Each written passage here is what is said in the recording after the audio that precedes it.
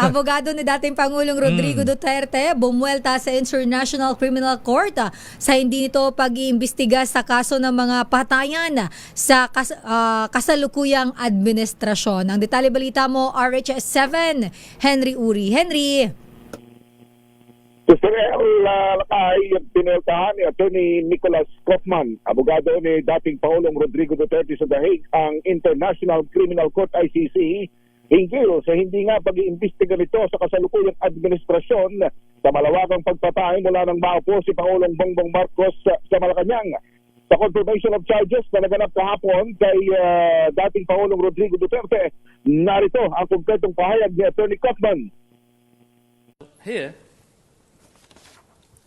I would like to show you the statistics pertaining to the rate of killings since the former president has left power, and the responsibility for law and order has passed into the hands of President Ferdinand Marcos Jr. I rely on a report published by academics at the Third World Studies Center in the University of the Philippines in the context of what is called the Dahas Project. And trust me, the authors of this report, comprising weekly statistics on the first year of the Marcos administration from 2022 to 2023, are no great friends of the former president, Mr. Duterte. This report was even cited, I remember, in a Rappler article, but it's to be found on our list of evidence at PHL D36 0006 0001, pages 0006 to 0010. The report for the first year of the Marcos administration showed that out of 342 killings, 160 were at the hands of state agents.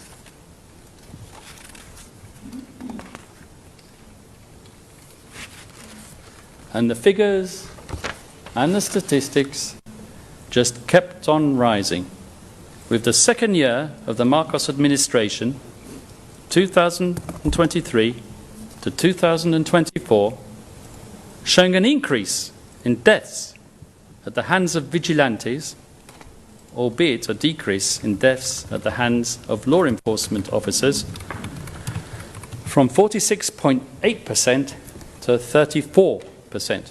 Hardly a statistic to be proud of. So, with all the prosecutions, fancy bar charts, I'm pretty sure that if they were to recreate them for the period of 2 years after Duterte left power, they wouldn't have room left on their computer screen. The numbers would be... Ang kabuntot kasi niyang, ang dulo niyan, pinokasyon na niya ni Attorney Kaufman, meron siyang pahayag dyan. Nagtataka siya kung bakit yung mga records na yan, anya, ay hindi iniimbestigahan ng International Criminal Court sa kabila ng mataas din na patayan na pa-record na pagpasok ng kasalukuyang administrasyon. Makipag-coordinate sila kay Senator Trillanes.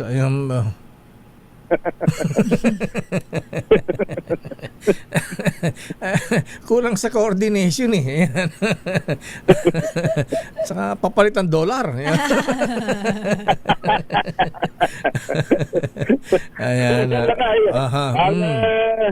Yan ang delta ni Attorney Nicholas Kaufman, abogado ng dating Pangulong Rodrigo Duterte sa International Criminal Court kahapon sa nagpapatuloy nga na confirmation of charges sa dating Pangulo. Ako si Henry Uri para sa DCR. Pilipinas, una sa Pilipinas. Anong latest? Sino-sino ang anong sabi ng mga bubit mo? Sino-sino ang mga nandun sa the Netherlands? Ha? Alam ko andun yung kanyang mga classmate dyan sa sa YMCA nung araw. Nakita ko lakay sa isang video nandun si Secretary Bebot Bello. At saka former Executive Secretary sa Medialdea. Bingbong Medialdea. Ayan, pumayat na. Si Atty. Salvador Panelo, si dating Billy Dulay. Si Atty. At ang kanya PFRD chairman na abogado rin ito na si Atty. Martin Delgra Lakay. Delgra. Nasa Dahig. Pero, Ayan. hindi ko sila nakikita. Sabi ni Delgra, sinacrifice daw niya yung kanyang paglaro ng golf. Ayan, para masuportahan ang dating Pangulong Digong. Oo. At sila naman ay kasama rin Atty. Kaufman na uma-assistiya nga sa pagdinig na ito kay dating Pangulong Rodrigo Duterte. Si Inday Sara, nandun din ba? Wala lakay sapagkat wala. hindi pa sila pinapayagan na makipagkita muna. Aha. Ang immediate family ay hindi pa pinapayagan makipagkita sa dating Pangulo habang nagaganap na itong mga pagdinig. Pero ayon naman kay Atty. Kaufman, kahapon, ang dating Pangulo is in good spirits. Talaga ha? Talaga ha? Inire-report naman niya ayon kay Atty. Kaufman ang mga nangyayari at ang mga transpire sa pagdinig kaugnay nga nitong confirmation of charges sa dating Pangulo. Siyempre kung bakit yung mga classmates niya, Billy Dulay, ayan, nandun, ayan, Bebot Bello, ha? Sabi ni Attorney Billy Dulay, sabi niya, alakay, pupunta kami ng The Hague, ayan, magdadala ko ng chicken sandwich. Ayan. Kaya na ang problema, bakit kung sino pa yung mga matatalinong classmate nila, mga brad nila, dating comment secretary, ba't hindi kasama itong si Attorney Arthur Tugade? Ayan.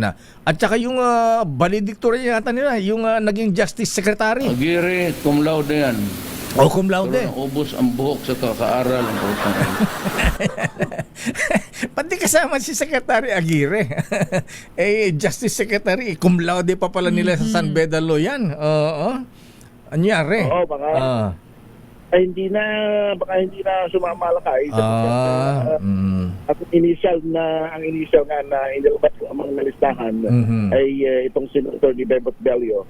At pagamat hindi na kasama yung dalawa, ay yun ang mga naroroon kahit talagang batay sa salaysay ng dating Pangulo ay kanyang matatalik talaga rin kaibigan. Bakit di ba matali na kaibigan to? Naging Justice Secretary. Aguirre, cum laude yan. Pero naubos ang buhok sa kakaaral. Pero lakay, ako nauna rito, lakay, kung di ko nagkakamali, si Atty. Dita Aguirre, dating DOJ Secretary, kasama rin doon sa binabanggit lakay ng ICC na pinangalanan na umano ay involved din doon sa war on drugs. Okay. Tapos?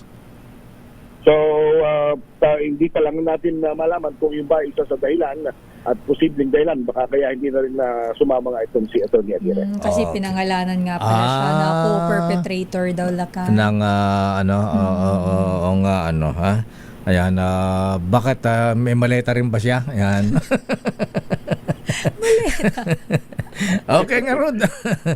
Sige, pareporte mo na lang si Attorney Salpanelo. Ayan, favorite ka niya. Ayan. Pinipilit nga natin pero may ito. Madaling araw kasi sa The Hague ngayon eh. Gano'n ba? Malamig doon. Baka nirarayo mo pa ang Salpanelo. Ayan.